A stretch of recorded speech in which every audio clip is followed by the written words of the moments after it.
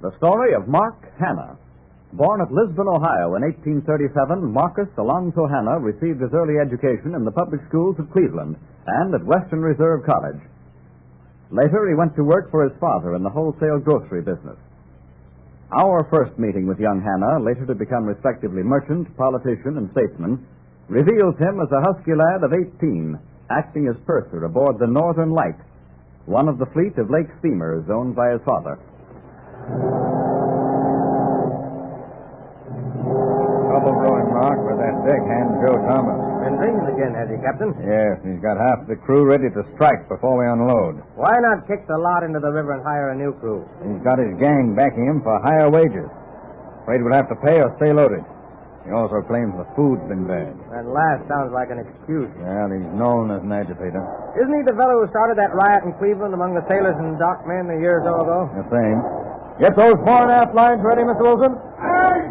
Take over, Miss Andrews. Start unloading as soon as we're docked. Aye, sir. Hasn't Joe Thomas a brother that's head of the dock wallopers or something here in Duluth? Yeah, Bill Thomas. He's a worse agitator than Joe. Just a big dock bully. You suppose it'd do any good for me to talk to Joe? Not a bit. Try if you like, though. Anything to keep things going smoothly until we've got our return cargo aboard. Trouble ashore, Captain. Huh? That confound, double-blisted, troublemaking Joe Thomas got to his brother on the dock. And now they got a gang lined up that won't let the reliable dockmen unload it. Why, that dirty Handle this, Captain. After all, I'm the owner's son. I'll go down there and have a talk with the Thomas boys. No, Mark, if anything happened to you, your dad would hold me responsible. All I want to do is talk to him. I don't like it, son. I'll be all right. Well, better take some of the crew along. No, I can handle it myself. It'll make a better impression on the men if I go alone. Mr. Wilson, arm what's left of the crew with belaying pins and stand by in case of trouble. That Bill Thomas is a sullen brute. Aye, sir. Right you are, sir.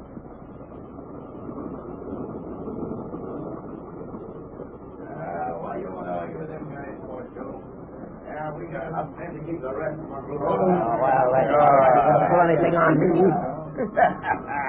Hey, look what the wind blew down, mate. The owner's son. Better get back aboard ship before you get your clothes dirty. Never mind that. I came down to see if we couldn't iron things out between us.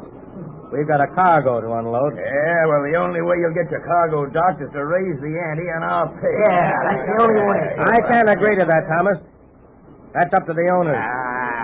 We're going to unload that ship and on this dock. Then you can take up the matter of a raise with the proper authorities. Talking mighty big, Sprout, ain't you? Well, no pay, no work. Your cargo can rot where she lay. You hear me talking? I heard you. How about you, Joe? What's your complaint? Rotten, wormy grub. And me and my men ain't touching another line aboard that ship till we're ashore at a decent grub. I eat the same grub you do, Joe, and it's good enough for me. Anyone else kicking about the grub? Took us, Mr. Hanna. We're satisfied. All right, Joe. I'm not the captain and can't fire you. But if you're aboard ship when we start back, I'll throw you in the river. What's that? Why And as you... far as you're concerned, Bill, well, you're supposed to be tough, aren't you? Well, I'll make you a sporting proposition. Yeah? Step out here with me and give or take a licking. If I whip you, the men go to work on the pay they're getting. But if you whip me, I'll guarantee them a raise. Fair enough? Would you listen to him, mate? The owner's son wants to stand up against Big Bill Thomas. What a chance! Why, you young pup. Either me or Joe can whip you with our hands tied. Well, there's only one way to prove it, Thomas. Go ahead, Bill. Please, take him out. All right, Bill. You're on. Come on, get back, man. You keep out of it. It's just me and him, and it won't last long. Hey, I'm about to lose my temper, Hannah, and take you apart. Everything goes, huh? Yeah. No holds barred. Now. Come on. All right, come on.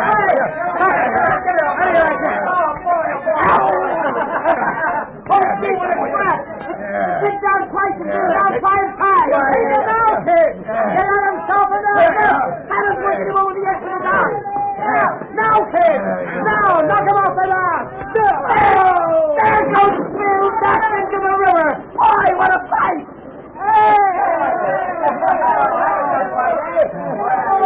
All right, men. Get to work. The Northern Light's waiting to be unloaded. In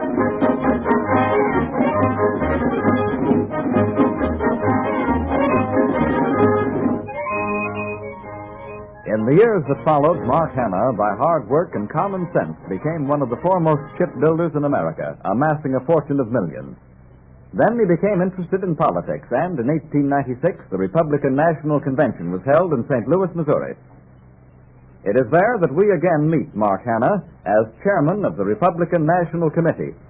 He is now in his 59th year. It's all right to meet the Eastern delegates, dear. But before you see anybody, you should meet Mark Hanna. He's chairman of the National Committee, you know. That Ward Healer? I believe I can dispense with meeting Mr. Hanna. Mm-hmm. You think so? Yes. Since the papers have exposed him, why, the man is the ultimate in rotten politics. Foulness itself. Pray continue, Mr. Beer. He's the red boss of Cleveland's dirty politics. The town council trembles when he sends his lieutenants to address it. Isn't that right? Well, perhaps. I know my politics. Hanna rules Cleveland from his coal dealer's office, terrorizing unions and ruining rival street railways. His sailors, forced to work in his shipyards by bullying labor bosses, go to sea on the icy lakes, cold, starving, and underpaid. Mark Hanna's an out-and-out hypocrite. Pretty broad indictment, don't you think, dear? Not at all. I'm convinced the man is a blackleg, and I'll have nothing to do with him. Mr. McKinley's an old friend of my father's. I'll wait until I can see him personally or an honest associate of his. Ever meet Mark Hanna personally, dear? God forbid. You know, of course, that he's managing McKinley's campaign. You'd have to see him before you could see the major. Yes, worse luck, and I'm afraid Hanna's reputation in politics will lose Mr. McKinley the nomination. I hope you'll present me to some of the prominent Eastern delegates. They're the men who should hear my argument on the gold standard. Hanna, I understand, is for free silver. Well, the best I can do for you, Beer, is to have you meet Mr. Hanna. He's a logical man for you to see. You'll find most of the Eastern delegates with him. Very well, if that's the procedure. But I warn you, I'll talk him out of his free silver notions. All right, come along. We'll go to his room. It's on the floor below.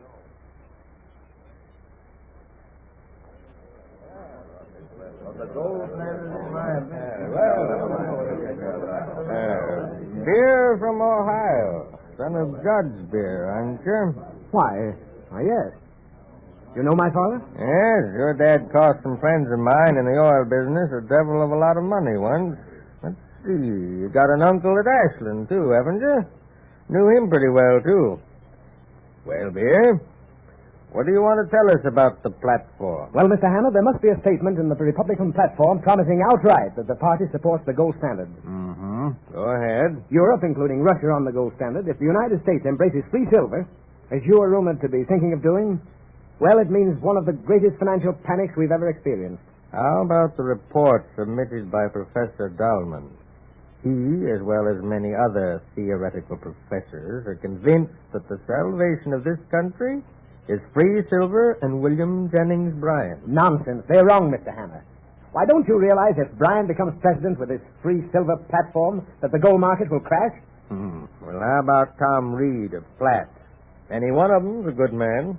Wouldn't one of them stand a chance of whipping Bryan and free silver if one of them got the nomination? Oh, dissatisfied, bitter Republicans, all of them, Mr. Hanna.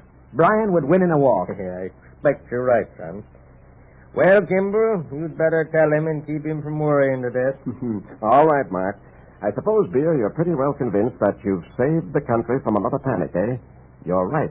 But you're the 100th person who's advanced the same ideas in the last 3 days. Don't mind that, son. Running a Republican convention's a tough job, and a laugh now and then helps us over the hurdles. But just to set your mind at rest, though, I'll say the gold standard's been written in the platform weeks ago, when McKinley already has the nomination.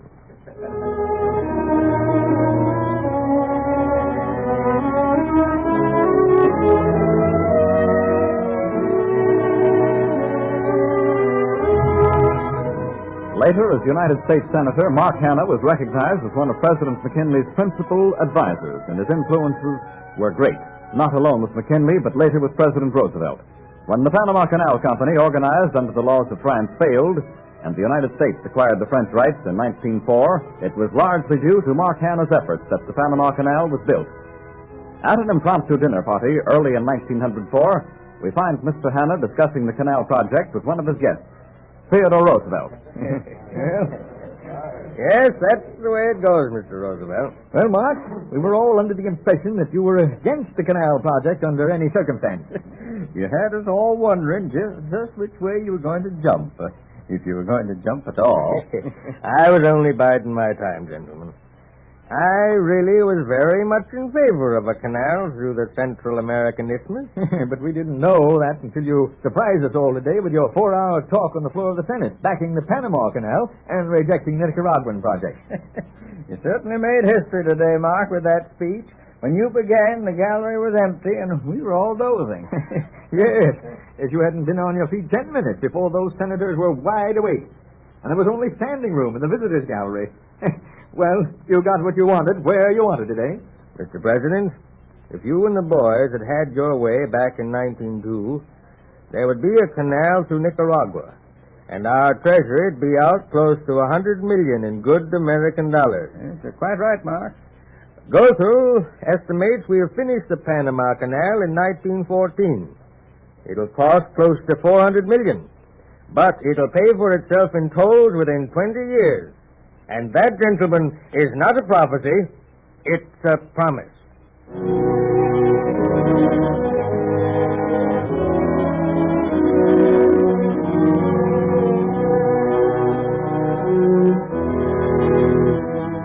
Senator Mark Hanna invariably spoke his mind freely on all subjects.